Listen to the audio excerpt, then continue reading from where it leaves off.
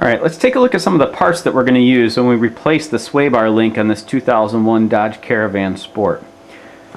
First thing to look at is the actual part that we're replacing.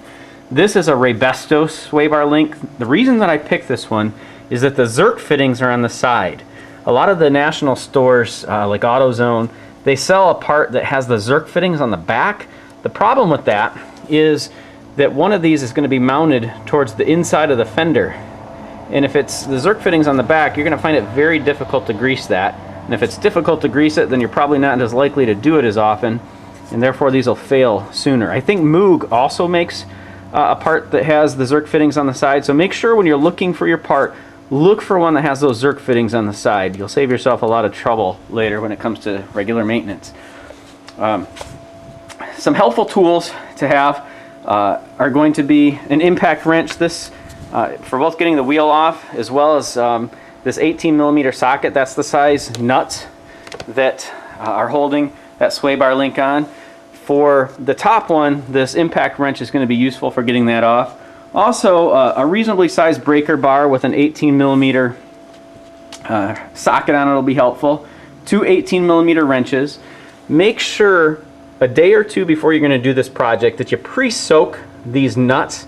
I use a product called Kroil, but you could also use PB Blaster or liquid wrench, any sort of penetrant. I also recommend highly some MAP gas, especially if this is the first time that you've done this particular repair on a vehicle, and especially one of this age.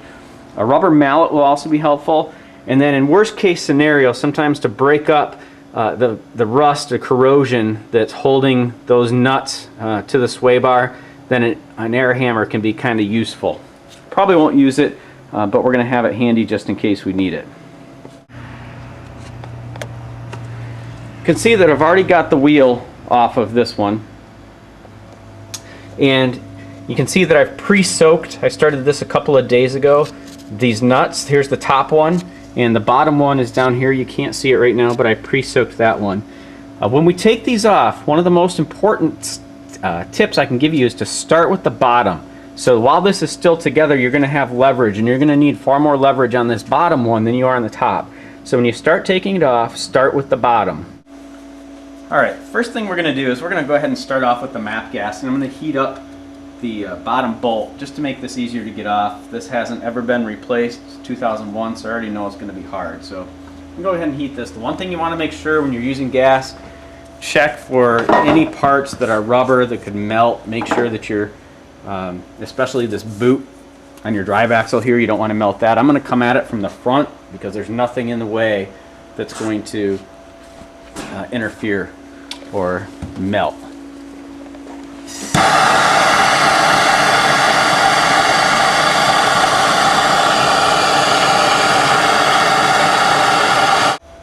Okay, so we let that go for about 1.5 minutes or 2 minutes.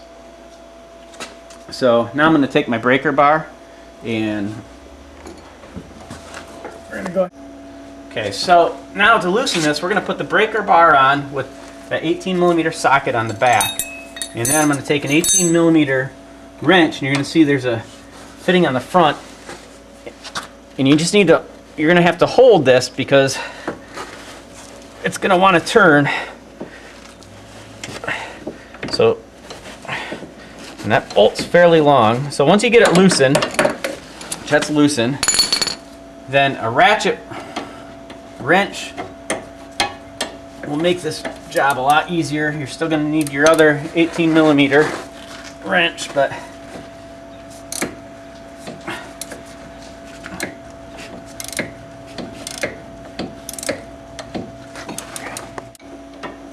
one tip is if you're doing this by yourself, then if you bring your second wrench in, you can use your tie rod and here as leverage, so you don't have to try and hold on as much. Okay, I'm not going to completely take this out yet because I'm going to leave that bolt in there, so when we take the top one off, this isn't going to swing loose. So we'll go ahead and take the top one off now.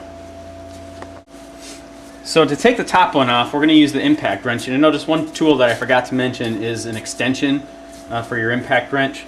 But to get the top off, again, you're going to use your 18mm wrench, put that on the back, hold that on, get that fitted on there, and your impact wrench, hold on tight to your wrench. Once it gets stuck, that'll come off quick and easy, just like that. Now we can finish taking the bottom off.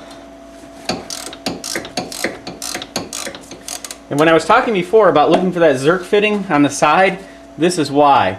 Most of the ones that you're going to buy at AutoZone and some of the other national parts stores, some of the lower priced sway bar links, have that Zerk fitting on the back.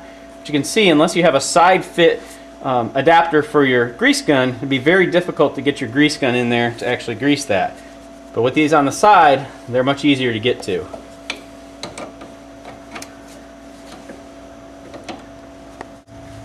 Alright, so got that loosened. You can take this out now. And if you couldn't see it before, here's the fitting that you're holding onto on the inside with your wrench. So you can see this sway bar link is pretty much shot. There's a lot of excess play in there. So we're going to replace this one. So here's the new part. I've already installed the Zerk fittings. This particular unit comes pre-greased, so there's no grease necessary. I can't say that's true for all of them. So we don't have to put any grease in. So with those in, now we can put the new unit in.